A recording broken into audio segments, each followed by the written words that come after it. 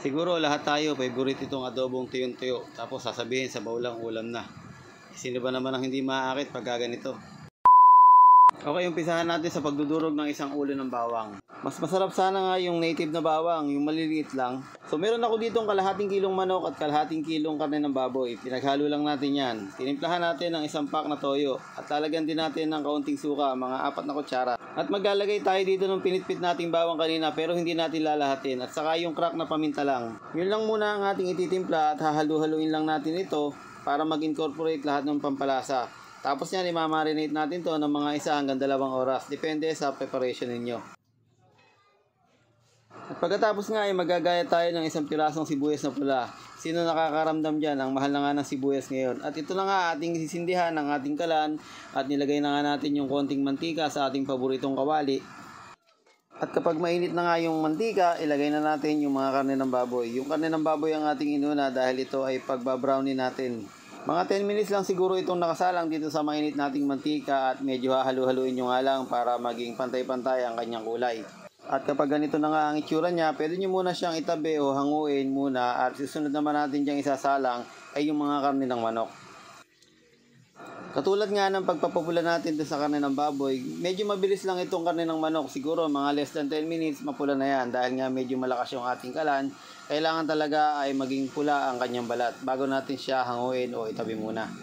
At sa nakikita nyo nga halos kalalagay ko lang ay mapula na agad. So kaya naman yan, timplado na natin ng toyo yan kaya madali siyang pumula. So ganito nga lang yung gusto nating ma-achieve na kulay niya. At kagaya nga nung kaninang baboy, set aside lang muna natin ito. At yun din kawali na yun, dyan din tayo magigisa ng ating sibuyas na pula. At ilalagay na rin natin yung bawang na natira kanina. Patuloy lang tayo sa pagigisa hanggang sa maging kulay translucent na nga yung ating mga sibuyas. At dahil nga kanina inuna natin yung baboy, ngayon iunahin din natin ulit yung baboy dahil ito ay matagal lumambot. Kailangan ito muna yung ating mapalambot bago natin ilagay yung ating mga manok mamaya. So tinimplahan ko lang ito ng konting liquid seasoning, oyster sauce, para may manamis-namis na lasa yung ating pork adobo or chicken pork adobo.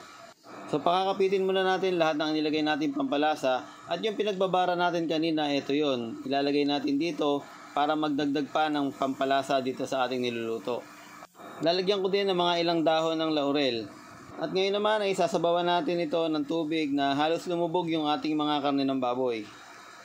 At pagkatapos nga ay ating tatakpan ng mga 45 minutes para talagang malambot. At pagkatapos ng mga 45 minutes, ganito na ang itsura, medyo malambot na yan. Pwede na nating ihalo yung ating mga karne ng manok.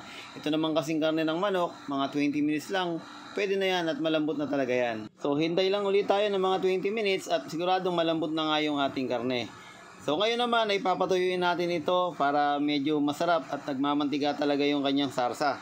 So kailangan nga ay mahina na lang ang ating apoy sa pagkakataon na ito at titikman muna natin bago siya tuluyang medyo matuyo yung kanyang sabaw. Siyempre kung nakarating ka sa part ng video na ito, paki-like and follow naman itong ating page at wag mo na rin kalimutang i-comment kung taga saan ka. At siyempre alam kong gutom ka na kaya nga kailangan meron ka ng mainit na sinaing dahil ito nga ay ihahain na natin.